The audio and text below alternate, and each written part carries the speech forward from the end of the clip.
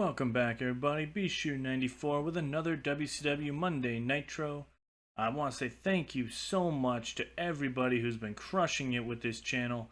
You guys have been fantastic, keeping this save alive and keeping the channel really thriving. So thank you, everybody. If you haven't seen Fall Brawl or last week's Nitro, make sure you go back and check those out. Very important that you do so you don't miss any storyline or anything like that. We are opening the Nitro this week, week 4, September 2002. We opened the show with a recap of last week's main event, which saw Rob Van Dam and Chris Kanyon defeat the team of Ken Shamrock and Booker T, and we will have a huge fatal 4-way tonight to determine the #1 contender for Abyss at Halloween Havoc. 70 rating on our video promo. Shamrock and WCW storyline has advanced. We're in front of 5,780 people tonight. We opened the show with Mike Awesome coming down to the ring with his U.S. Championship, and he says, you know what, at Fall Brawl, the job didn't get done the way we needed it to get done. You know, Rhino and I went to a draw due to the countout, and respectfully, you know, Rhino was a great competitor, and I can't say anything bad about that. However, I do have a couple of cracked ribs, which are going to keep me out of action for a few weeks here, so I will not be cleared to compete on Monday Nitro for a couple weeks. However, I will defend my WCW United States Championship against Rhino again at Halloween Havoc. 70 promo out of that by Mike Awesome. The storyline has advanced, so Mike Awesome unfortunately cannot wrestle on Nitro for the next couple weeks. Before his Halloween Havoc match against Rhino in a rematch. However, Rhino decides to sneak up behind Awesome in the ring and hit him with a wicked gore on his already cracked ribs, and says, if Mike Awesome can even make it to Halloween Havoc, all you gotta do is give me your championship, because I'm going to take it one way or another. I don't care if you don't even make it there, or if I have to drag your lifeless corpse to the ring to pin you 1, 2, 3. 69 rating on that segment. Rhino's really crushing it by getting this nice push, and the storyline has advanced but lost heat somehow. Don't know how. I thought that was a great opening segment, promo segment, but you know, sometimes the game don't like you and you just kind of have to roll with it. But good stuff out of these two guys here. In our opening bout of the night, in our decent match, the Steiner brothers defeat the Nightbreed in non-title action. In 8:14 when Rick Steiner pins Vampire War with a top rope bulldog. In terms of in-ring work, Scott Steiner's head and shoulders above everybody else. Vampiro is 62, Vampire War 49, Rick Steiner 51, Scott 81. Tag title story has advanced and the Steiners have great chemistry, naturally. 64 rating on the tag team match, just to feature the tag team champions, and also the Nightbreed gets featured on Nitro, which is always a plus. Good tag team match here out of all 4 guys. Post-match, Jeff Jarrett and BG James come out and say they want a tag team title match at Halloween Havoc. Steiners say that they have nothing going on next week, so the Steiners say, let's just do it next week. Tag team titles on the line. You two guys versus us. We got nothing going on. Let's main event Nitro next week for the WCW Tag Team Championships. Everybody seems to be in agreement, so it looks like we have a huge WCW Tag Team title match coming your way next week. 74 rating there. Great stuff. Storyline has advanced and gained heat. Awesome stuff here. It's kind of funny. If you think about it, WCW in 01, Jeff Jarrett and Scott Steiner are main eventers. Meanwhile, in 2002, I have them in tag team wrestling. Good stuff here out of everybody. Good stuff. All right, moving on. We get a backstage promo from Rob Van Dam talking about the Fatal 4-Way tonight. As he says, you know what? I have been fighting tooth and nail to get a one-on-one shot with Abyss, and every time I do, it never comes up to be one-on-one. Tonight, I earned that shot to get my WCW Championship match against Abyss at Halloween Havoc. I don't care who I have to beat tonight, whether it's Shamrock, Kanyon, or Booker. I want my solo match against Abyss. 70 rating out of Mr. Van Dam. Storylines have advanced but lost heat, which that tells you right there this storyline has a lot of heat if a 70 rating loses heat. In a decent match, Dustin Rhodes defeats Shawn Stasiask in 7:02 by pinfall with a bulldog. Dustin Rhodes a 74, Mr. Stasiask a 36. Announcing quality to the match with a 59 rating. Solid win for Dustin Rhodes as he gets a nice Nitro victory. But post-match, he gets attacked by a masked man who jumps over the barricade and hits Dustin Rhodes in the back with a pipe. Security bulldozes the ring as the masked man books it back through the crowd, and the security is trying to get to him as Dustin Rhodes is down in the ring after being hit with this pipe, and we don't know who this masked guy is. Now, if you remember, Dustin Rhodes and BG James at one point were masked men for Jeff Jarrett, so maybe there's something going on there. Who knows? But there's a masked man who just attacked Dustin Rhodes. We don't know who it is, so we shall see. We shall see who that is. 71 rating there. New storyline has advanced and gained heat. Ken Shamrock is seen backstage getting ready, kicking the bag. He's a Street Fighter, remember, UFC style guy, so he doesn't do promos, but you see him getting ready out back, getting ready for this huge fatal 4-way match tonight, and trying to become the #1 contender for the WCW Championship. 71 rating on that. Good job, Kenny. In a good match, Jamie Noble defeats Kaz Hayashi in 9:44 by pinfall. Jamie Noble is 67, Kaz Hayashi is 74. The match got the crowd hotter with a 70 rating. These two guys are awesome. Great in-ring workers. Characters getting there. I think Jamie Noble has a little bit more going for him than Kaz Hayashi at this point, unfortunately. Both guys are great guys. I can put in the ring with anybody, and I know it's going to do well. Jamie Noble's getting a small little push here, so we'll see where we go there. But Kaz Hayashi is just so good in the ring, and I wish I could do more with him at this point. Maybe a heel turn, maybe something, I don't know. Let me know if you guys have ideas, because he's one I'm having some hard times with. Jamie Noble I have game plan with, so we'll see what happens there. 70 rating on this great match are these two individuals in our mid-card.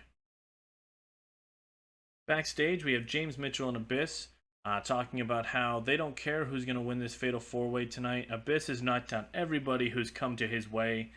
He's come after this WCW Championship, and tonight the Monster Abyss is going to destroy the superhero that all these fans and kids love, the Hurricane, and put a stamp of monster into and scare all these kids who look up to their hero. 66 rating from Mitchell and Abyss. And about that had great heat and decent wrestling. The Monster Abyss defeats the Hurricane in 7:48 by pinfall with a Black Hole Slam. The Hurricane is 55, Abyss is 63. They don't really click, so that's not good. The nasty quality to the match, but a 62 rating. The Monster Abyss gets the win over the Hurricane. Nothing really here. I wanted to get the Monster Abyss a nice win. And the Hurricane getting featured against the World Champion obviously is a big deal. So wanted to do that, and it doesn't hurt anybody for the Hurricane to lose to the Monster Abyss. Shane Douglas comes down to the ring and introduces Steve Corino to the wrestling world and says that Steve Corino is now his protege. He wanted to get rid of Bam Bam Bigelow. He felt he was dead weight. He's no longer used to him.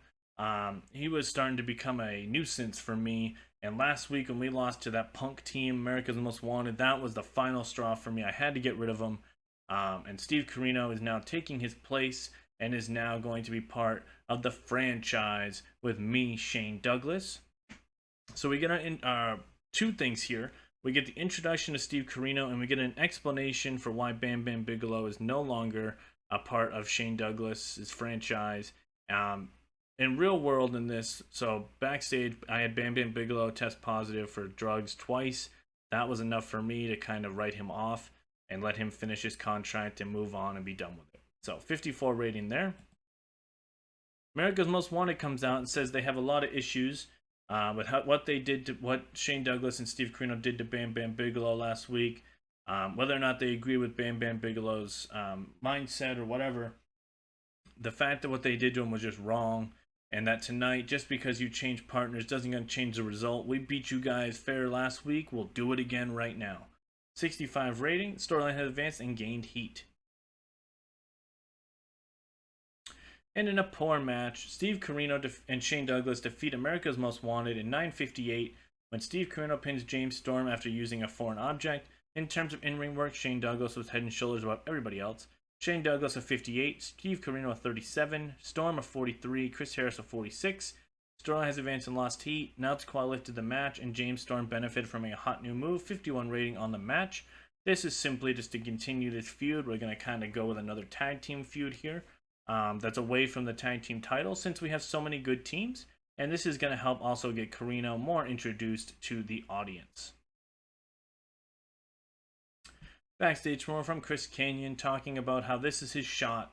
You know, this is as close as he's ever gotten to the WCW Championship. And this is his one moment. This was his mountaintop, if you will. He's always been looked at as just a mid-card guy, and tonight he is going to prove that there is no such thing as a glass ceiling, that he is going to become the #1 contender for the WCW Championship. Storylines have advanced, 66 rating out of Mr. Kanyon. Next week, the match is official, so we are going to book it. We have a tag team title match next week for the Jeff Jarrett and BG James will be facing off against the Steiner brothers.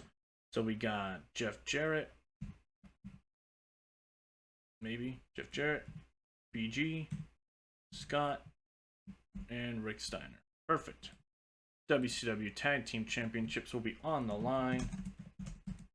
Tag team titles. Perfect. So that's there next week. Perfect. Good stuff. 62 rating on that. In a decent match, Mark Jindrak defeats Tommy Dreamer in 6:49 by pinfall with a mark of excellence. Jindrak is 67, Dreamer 47. TV title signs advance, and Mark and Tommy Dreamer have great chemistry and showed in the performance. Now to qualify the match, 61 rating overall. Jindrak gets a win. We are building towards a special opponent for him at Halloween Havoc that I think is going to be very interesting for a lot of people. And if you follow the channel, you'll be really happy on who it is. Even if you don't follow the channel and you're new to the save, you're going to love who it is either way, because it's going to mean that we have a, I don't want to say, but we're just going to ignore that. So Paul Heyman comes out to the stage and says that he has already picked his opponent, and his opponent has already signed the contract for Halloween Havoc.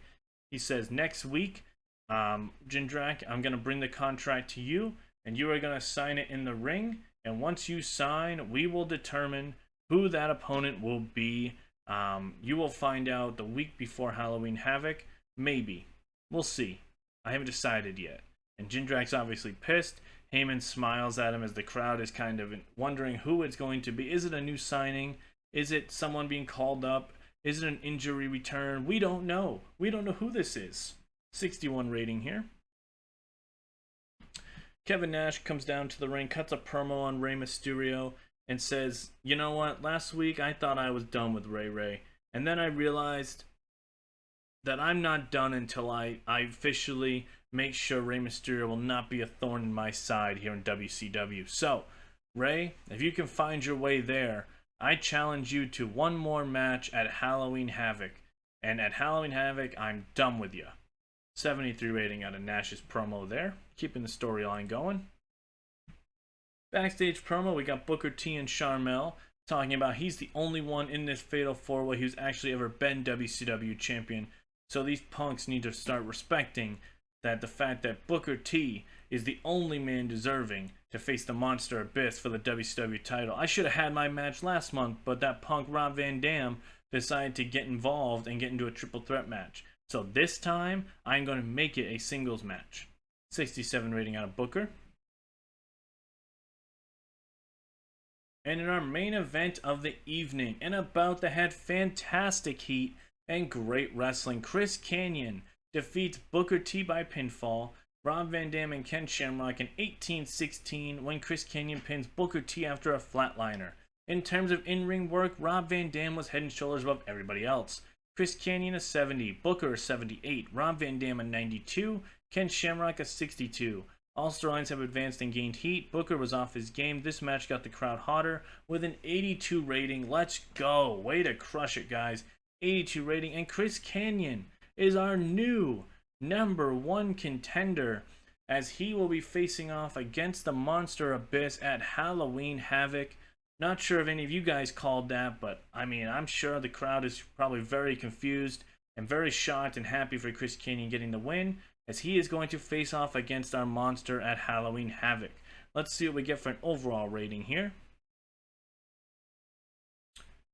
We have a 76. The show increased our popularity in 16 regions. It's a big show, great stuff. We have a new #1 contender. Lots of stuff to kind of unpack here. Lots of stories kind of being pushed forward. Hope you guys are still enjoying this. I think you guys are, because I'm seeing all the views. I'm seeing some of the comments. You guys have been crushing it. Thank you so much. We'll see you guys next week for another WCW Monday Nitro.